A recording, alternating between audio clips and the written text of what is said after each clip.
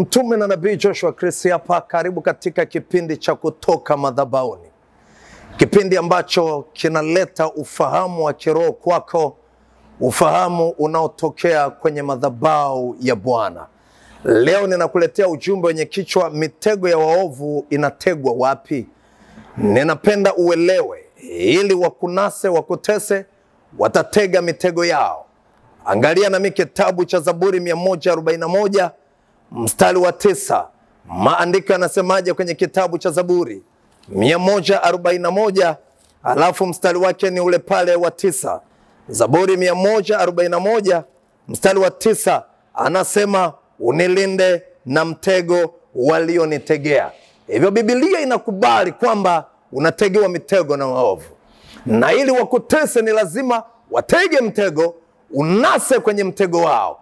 Ukiisha kunasa kwenye mtego wao, sasa watakutesa vile wanavyotaka. Na ndio maana unamuona Daudi anaomba, anamwambia Mungu, nilinde na mitego yao. Ni kwa sababu waovu hutega mitego. Leo ninakujia pale ulipo kutokea kipindi hiki cha Kutoka Madhabahuni. Ujumbe wenye kichwa mitego ya waovu inategwa wapi?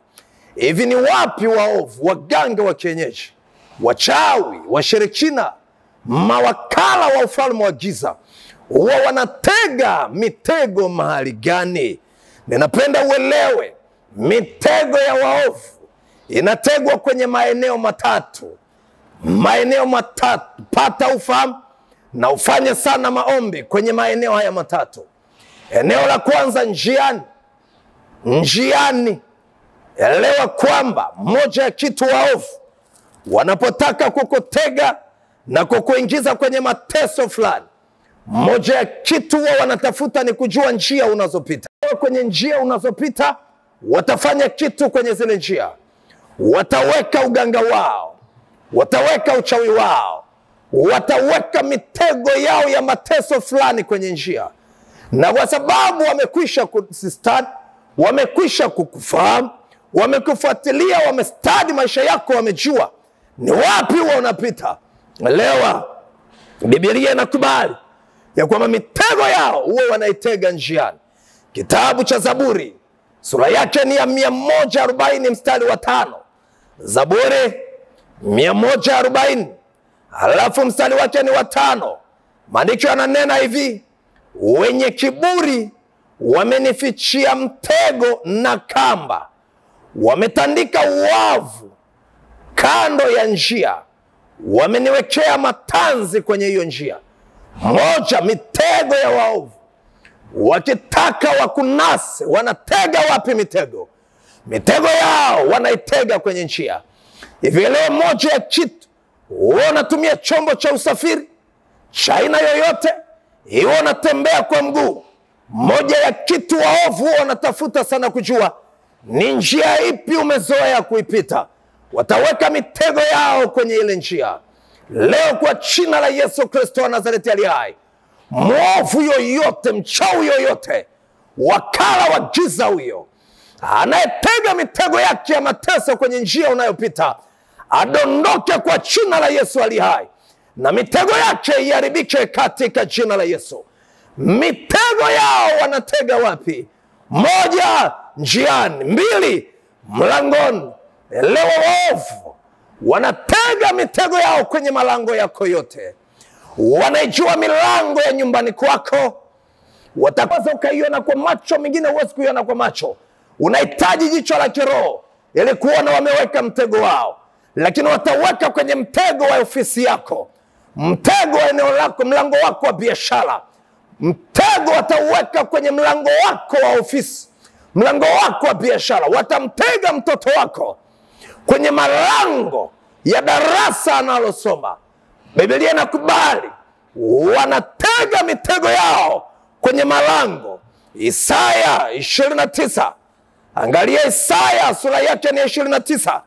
Isaya 29 alafu mstari wake ni wa 21. Isaya 29 mstari wa 21.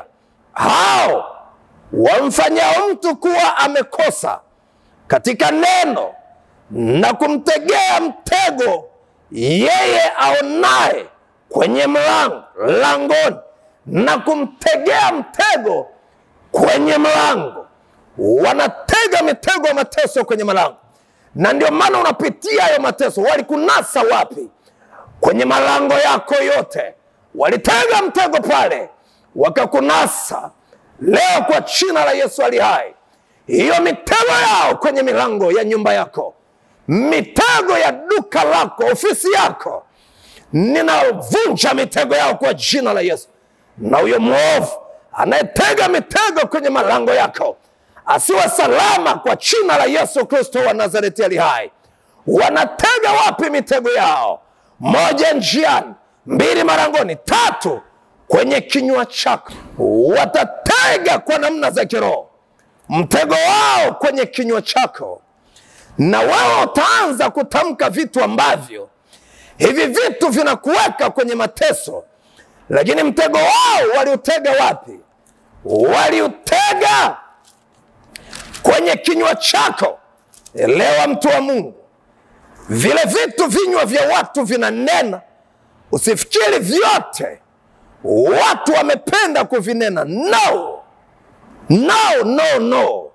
Ni waovu wametega mtego kwenye kinywa cha mtu, kwenye kinywa chake, na maandiko yanathibitisha hilo.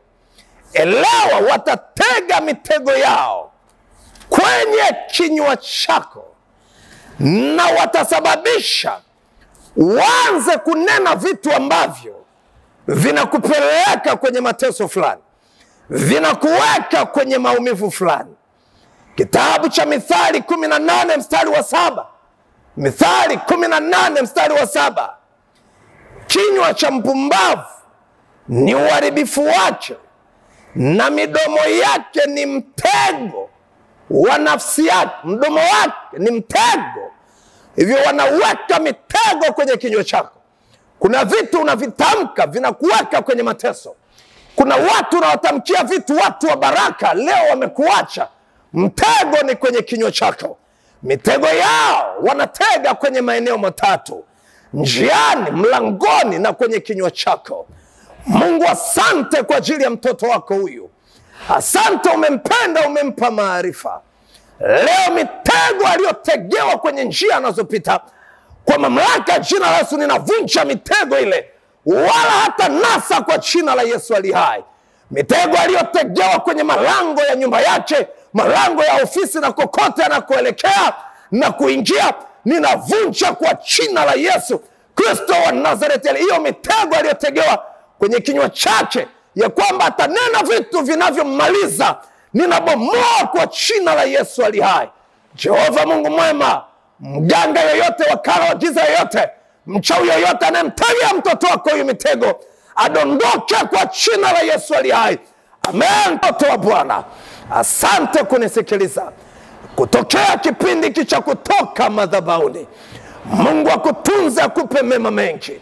Na ninanena na wewe kutoka madhabahu ya huduma ya Jokri Ministries International.